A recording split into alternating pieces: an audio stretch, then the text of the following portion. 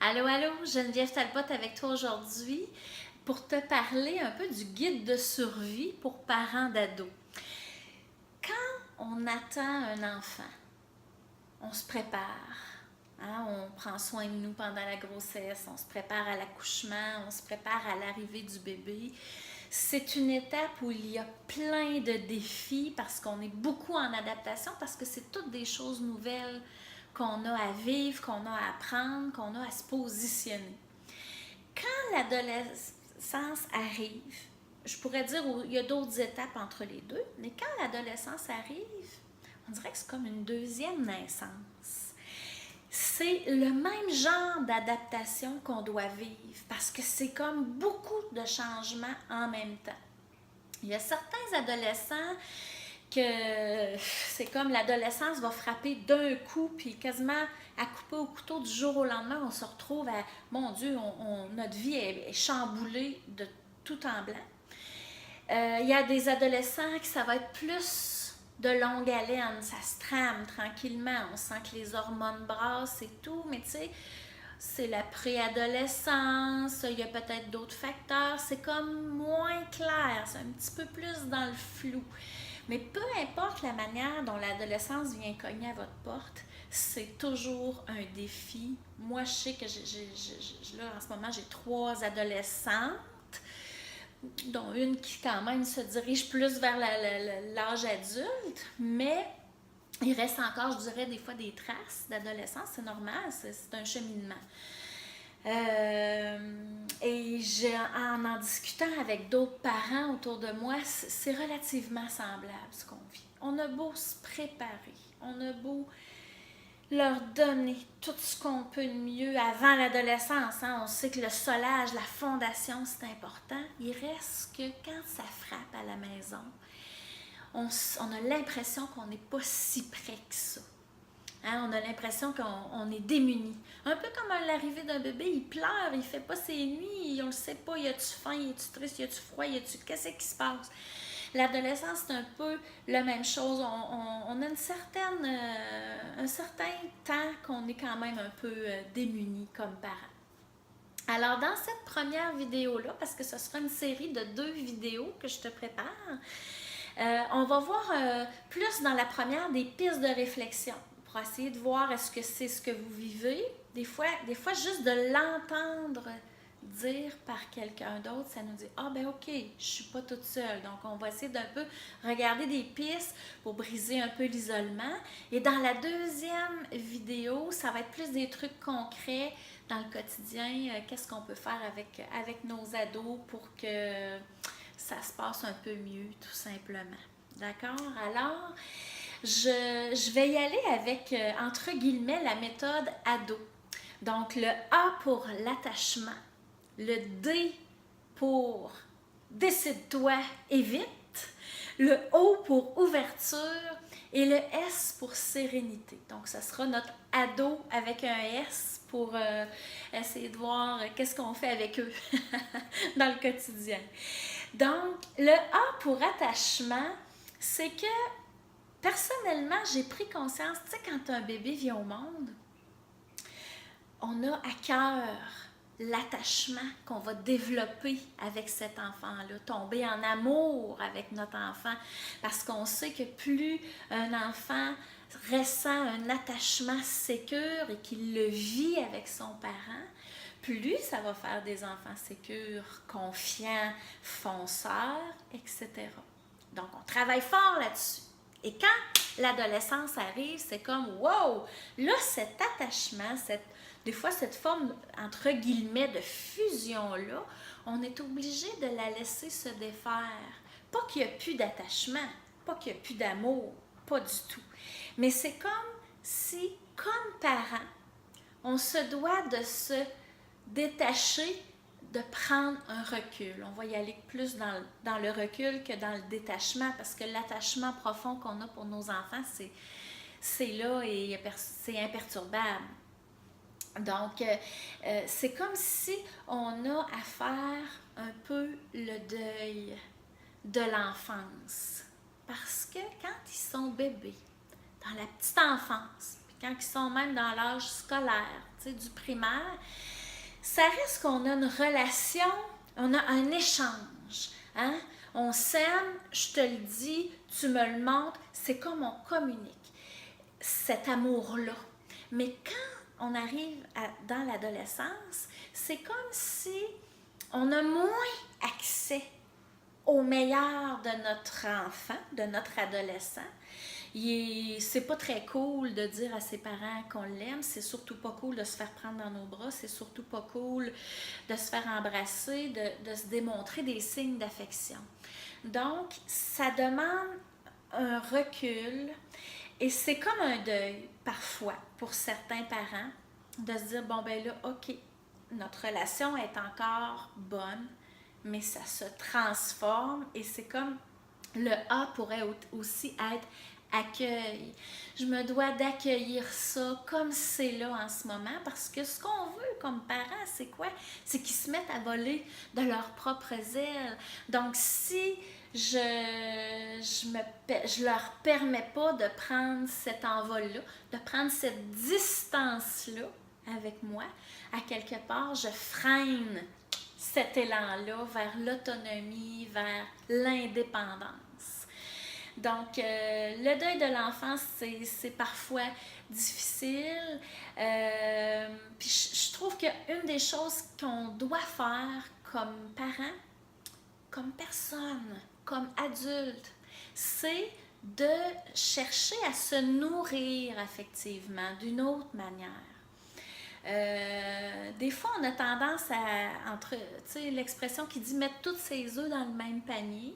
On a tendance à tout donner, à être beaucoup, beaucoup, beaucoup présent pour notre famille en s'oubliant beaucoup. Je suis pas en train de dire que d'être présent, c'est une mauvaise chose, c'est pas ça que je dis, mais c'est que si j'ai pas pris de l'espace pour me nourrir affectivement, comme femme, comme homme, comme conjoint, conjointe, le couple, à travers tout ça, c'est là que le deuil est un petit peu plus difficile parce que là, on se nourrissait beaucoup avec l'amour que nos enfants nous offraient, toujours en retour, qu'ils nous démontraient allègrement. Et là, on n'a plus ça. Des fois, ça peut se faire ressentir un peu comme un vide, un manque. Donc, se nourrir, essayer d'avoir une vie affective en dehors du noyau familial, dans notre couple, les amis, avoir des loisirs, des passions qu'on retrouve des fois parce que veut pas, on a d'une certaine manière un petit peu plus de temps quand ils sont ados. C'est pas toujours facile d'en trouver du temps, en couple surtout. Hein? Quand nos enfants sont petits, on se dit « oh, mais qu'ils soient ados, hein? Mais qu'ils soient grands, ça va être plus facile. » Des fois, c'est vrai, puis des fois, c'est pas vrai. Dans le sens que quand ils sont petits, on appelle la gardienne. Oui, ça coûte des sous, mais on est sécure, on part, on va faire notre activité en couple ou entre amis, peu importe, puis on revient. Quand ils sont ados, ben là, ils veulent plus de gardienne. Puis là, on part pareil, mais là, des fois, on veut revenir un peu plus tôt pour s'assurer que ça se passe bien et tout ça. Donc, c'est pas toujours facile, mais c'est important de nourrir nos besoins affectifs différemment. Deuxième chose, le D, décide-toi et vite. Celle-là, je la trouve très drôle parce que moi, ça m'a demandé beaucoup, personnellement, cette phase-là.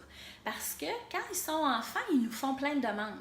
Je peux-tu aller chez un ami? Je peux-tu faire ci? Une fête d'amis à telle place? Je peux-tu y aller? Bon, tu sais, c'est des petites demandes. Puis c'est comme, on a le temps de prendre le temps d'y penser. Là, les ados, là, ça roule à 100 000 $ dans leur tête, là. Là, il y a un ami qui fait un party, j'y vais. Des fois, ils sont rendus qu'ils ne nous demandent pas la permission, ils nous informent qu'ils s'en vont chez des amis pour un party ou une fête, peu importe. Et ça, c'est vraiment, moi, personnellement, j'ai vécu ça assez difficilement, dans le sens que c'est comme, faut toujours, on se décide vite. Plein de sujets, l'argent de poche, la boisson, Les parties, hey, là, on lui permet-tu de sortir en ville? On leur permet-tu d'aller à un party? L'heure de rentrer? À quelle heure qu'ils reviennent? Avec qui? Comment? Oh, là, c'est comme beaucoup de nouvelles décisions. Je vous le dis, c'est comme quand ils sont bébés, on a plein de nouvelles affaires à s'habituer, mais l'adolescence, c'est la même chose. Le temps qu'on mette un cadre adapté à l'adolescence, hey, il y a un moment de transition. Moi, la chose que j'ai faite, c'est qu'à un moment donné, j'ai comme allumé. Je me suis dit, là, tu n'es pas obligé de répondre instantanément à la demande de l'adolescent. Je me suis donné le droit de dire, attends, quand j'avais aucune idée quoi répondre, là, ou, tu sais, je savais pas du tout, parce que là, ils s'organisent toujours. Ils s'organisent pas, je pense pas que c'est prévu dans dans leur plan. Mais c'est souvent, on est tout seul. L'autre parent n'est pas nécessairement là pour nous donner un feedback. Ouais, toi, qu'est-ce que tu en penses? Fait que si on répond trop vite, souvent, on risque d'être dans le champ, entre guillemets. Prenez le temps. Dites à vos ados, écoute, je vais y penser. Je te reviens dès que possible, mais je te dis pas oui, je te dis pas non, je te dis que j'y pense, puis je te reviens avec une proposition. Pour moi, ça a été, puis pour nous, je devrais dire, ça a été une des bonnes astuces, une des bonnes solutions parce que des fois, sur le coup, la peur, l'insécurité, le contrôle avaient envie de prendre le dessus. Fait que là, on mettait un cadre ben trop serré. Ou là, le contraire, parce qu'on voulait pas étouffer puis mettre un cadre trop serré, on mettait ça ben trop lousse. On avait comme, c'était difficile d'avoir le milieu, le plus de justesse possible. En prenant du temps, en prenant du recul, en réfléchissant.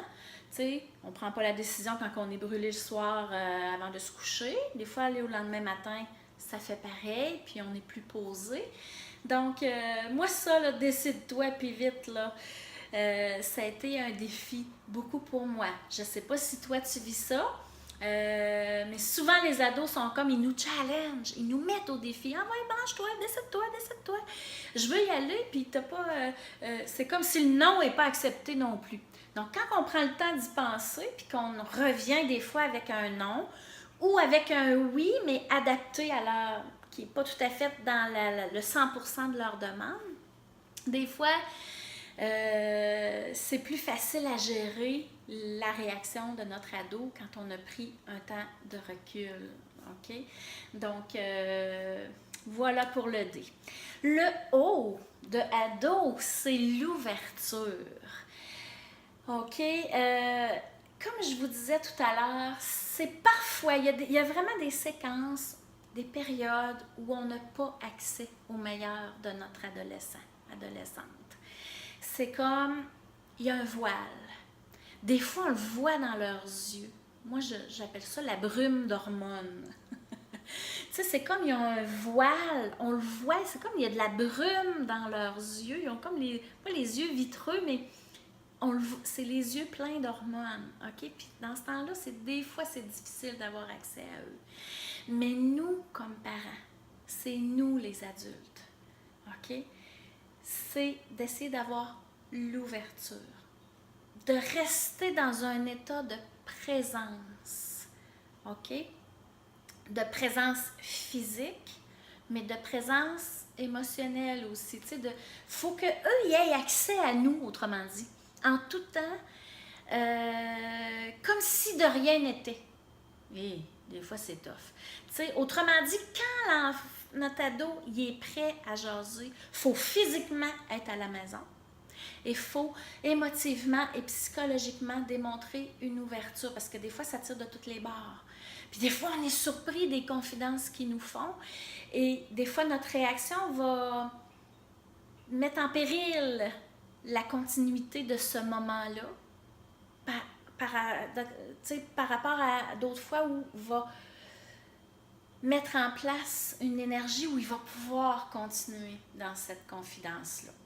Puis ces moments-là sont précieux, sont tellement précieux qu'il faut être là. Moi, je me souviens, je me disais, crime, mais que mes enfants soient plus grands, tu sais, je vais pouvoir des fois travailler un petit peu plus tard, tu sais, parce qu'ils sont capables de rester un petit peu plus tard, un petit peu toute seule à la maison, des choses comme ça.